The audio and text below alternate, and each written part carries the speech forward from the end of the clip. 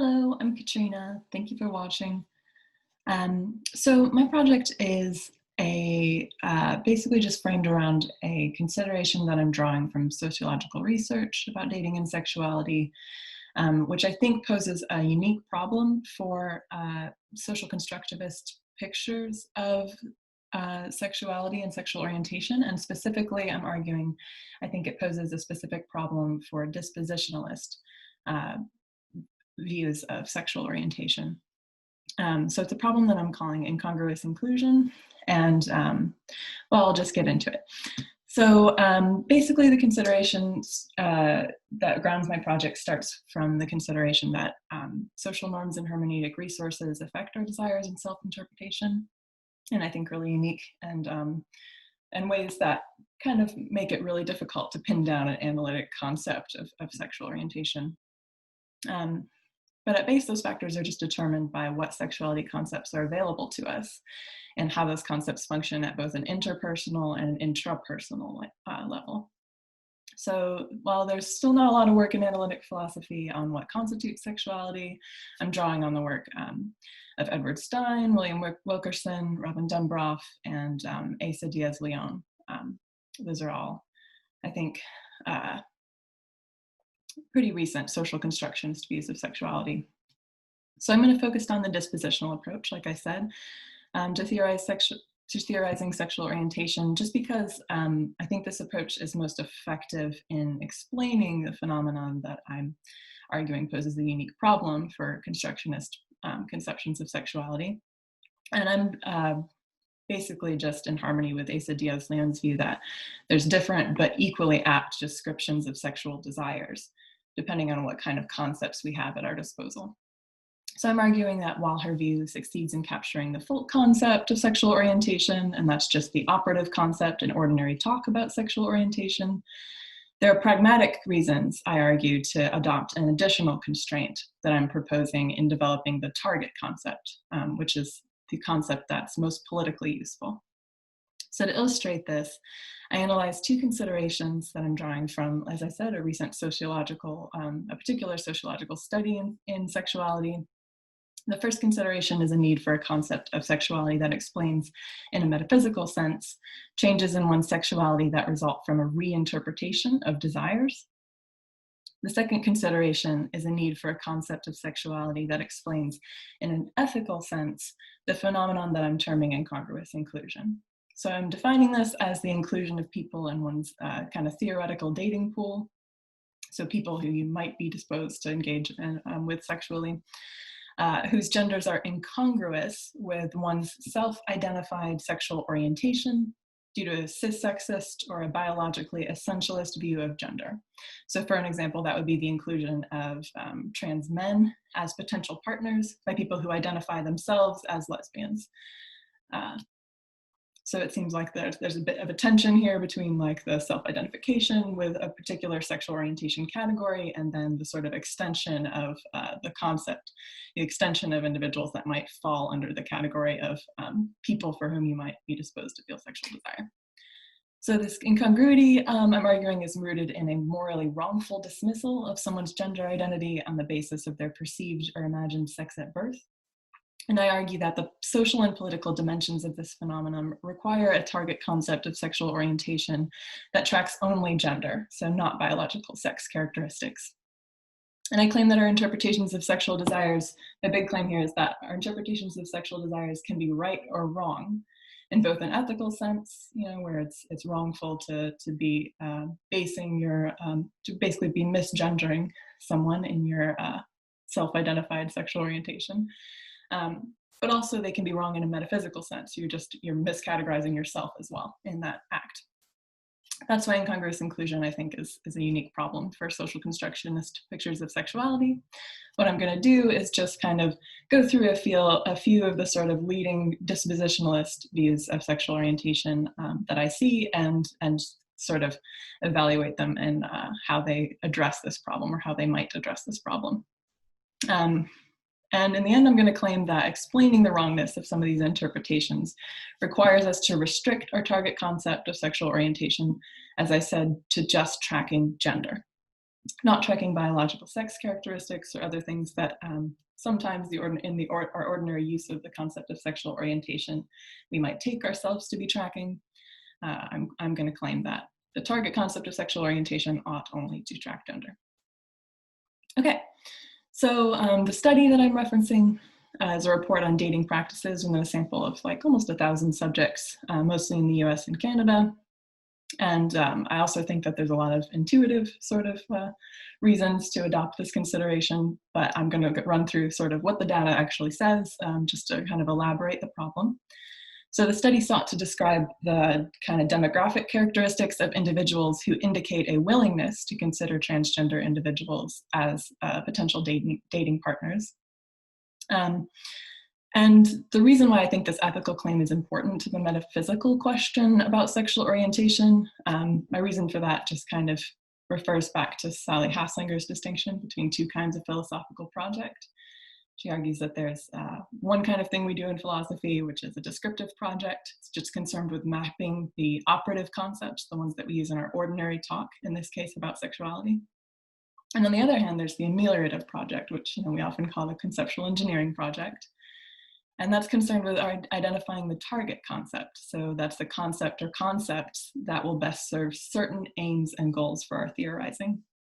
And for the purposes of my investigation, I'm identifying the target concept as the one which is the most socially and politically useful. So that's the one that best serves the aim of liberation for people of subjugated genders and sexualities. And to put a finer point on it, it's just the concept that correctly genders people.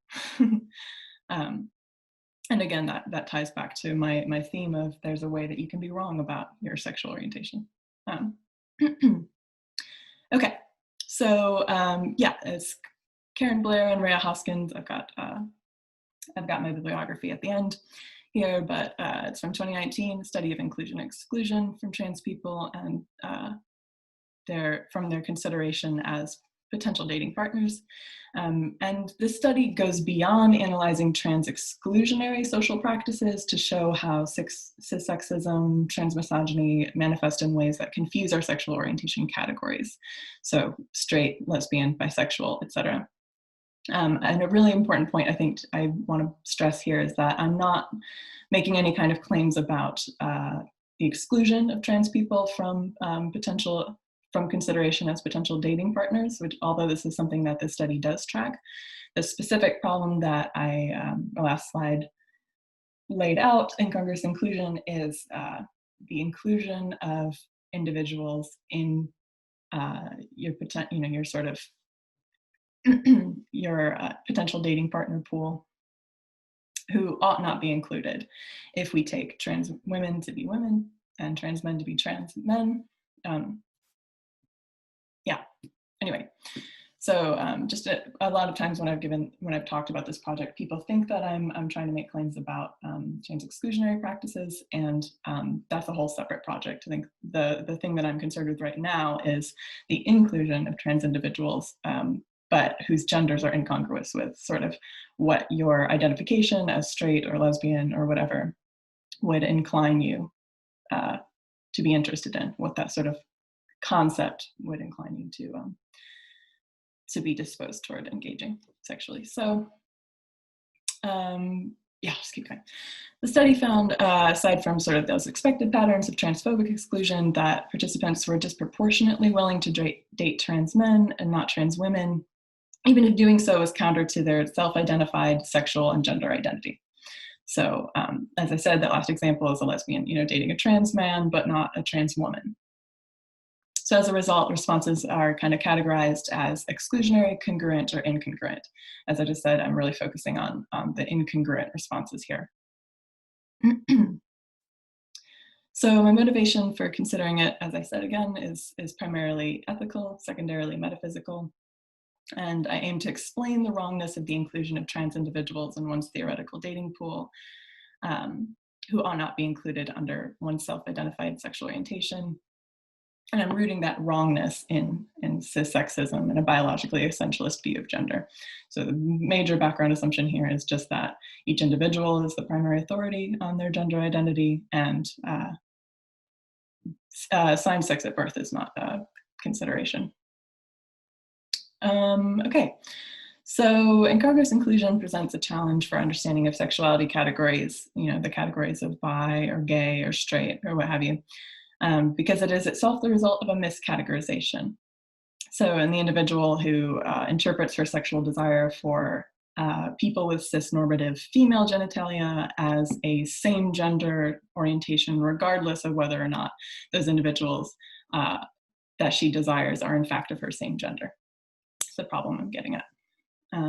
That results in a miscategorization of those people. It's a misgendering of those people. That's the ethical problem. It's also a miscategorization of herself, in categorizing herself as a lesbian, but including men in her dating pool. It kind of troubles the concept that we're working with here. So to address that consideration, we might not just have to change sort of the descriptions and the connotations of our sexual orientation concepts. I'm arguing that we'd also have to change the groups that fall under those concepts. So the concepts of bi or straight or lesbian or what have you. You might have to change who sort of metaphysically falls under those concepts. So why dispositionalism? I think that while social constructionism about gender is pretty common and well-established, social constructionism about sexuality is less so. And the unique problem with social constructionist approaches to sexuality is that while the methodology, for gender and for sexuality is kind of similar, the important difference is that social constructionism about gender doesn't necessarily have to make any appeal to or explanation of a given subject's mental state or say anything about what kind of mental states someone might have towards their gender identity, although there are accounts that do.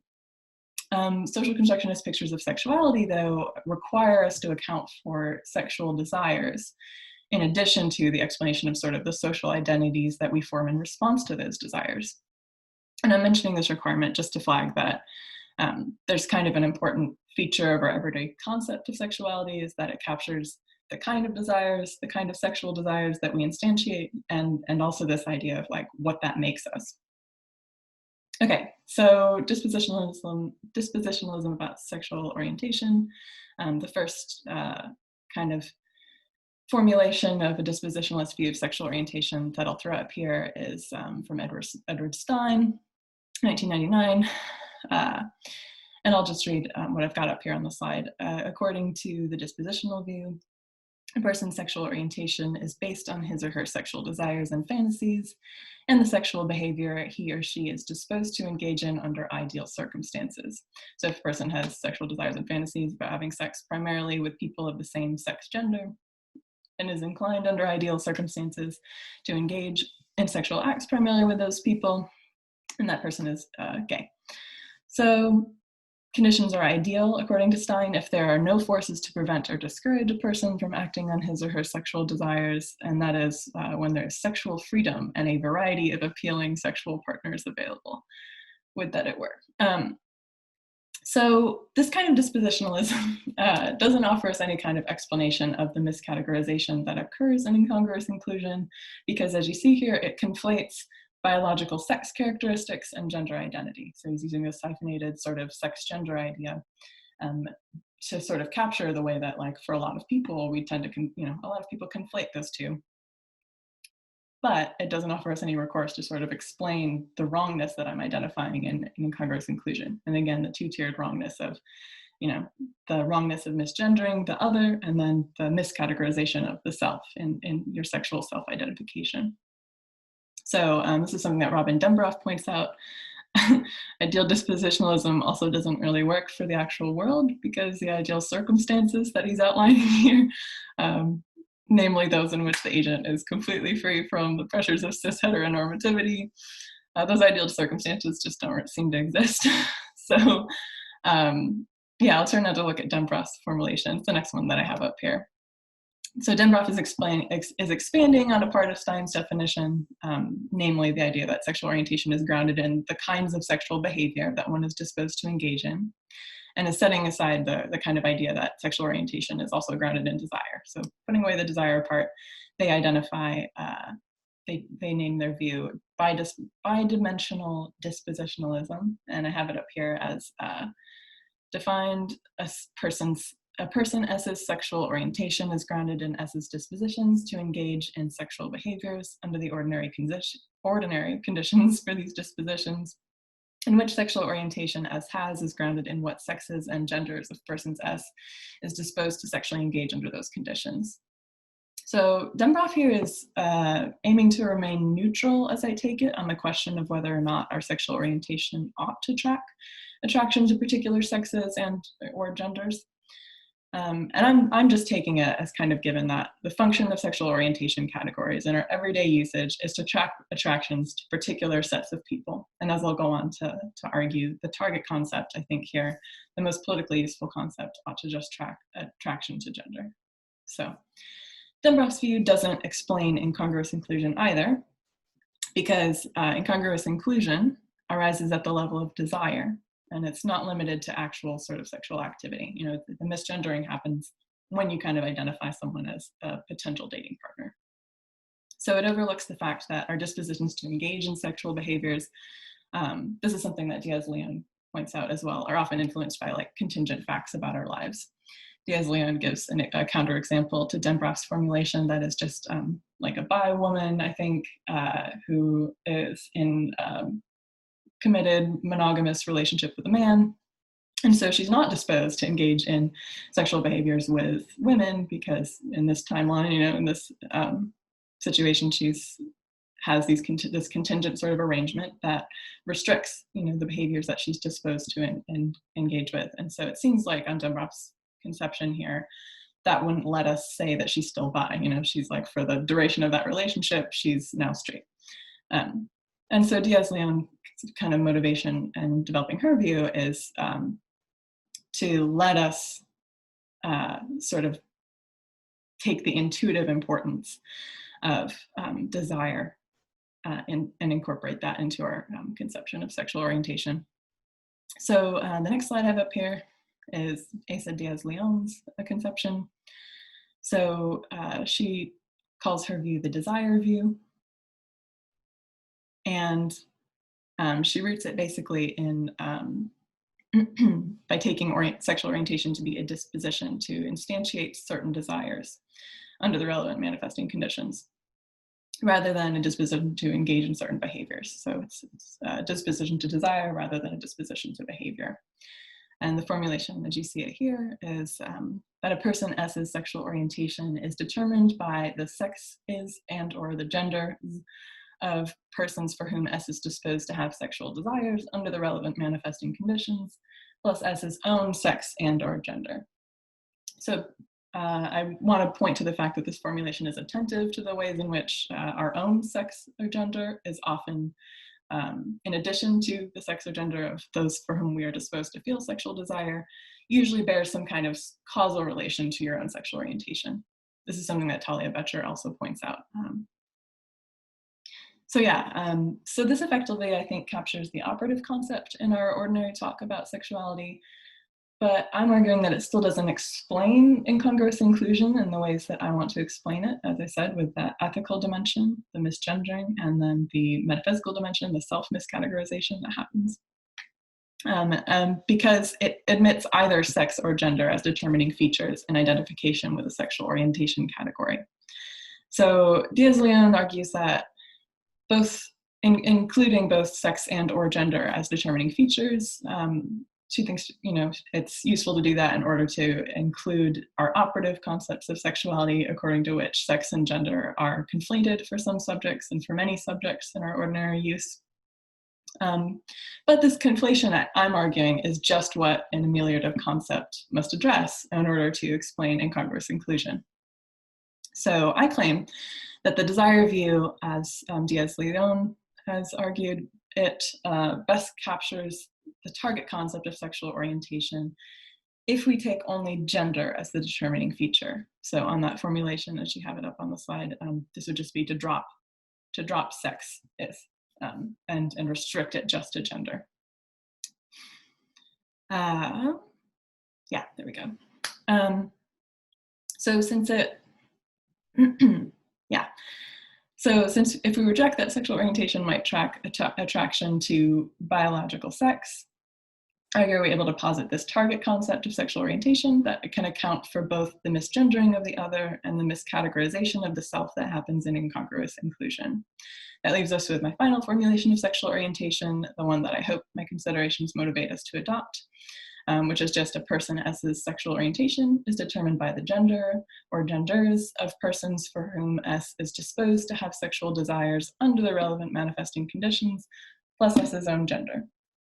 And so to illustrate how this solves the problem that I've proposed, take a case where Manny, suppose Manny is a man who self-identifies as straight, but reports that he experiences sexual desire for trans men as well as for cis women. So Manny is interpreting his desires in a way that misgenders trans men. And on my view, because sexual orientation categories are only aiming to track gender and not biological sex characteristics, he's also miscategorizing himself when he claims that he's straight and taking his desire for men to be consistent with a heterosexual orientation, just because of his sort of preconceived notions about their assigned sex at birth. So my view allows us to address that metaphysical miscategorization just by pointing out that Manny's sort of biologically essentialist view of gender is miscategorizing himself. You know, he's wrongly interpreting his own desires. And it solves the problem just by locating the problem of incongruous inclusion in that interpretation of desire. And one clear advantage, I think, of this view is that it doesn't force us to say that Manny is wrong about what those desires themselves are.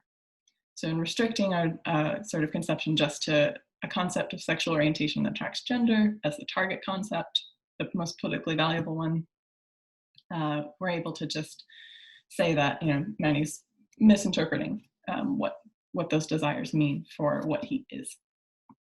Okay, I think that I'm about out of time, so I'm going to call it here, actually. Yes. And I look forward to talking with you all in a month or so. Thank you very much.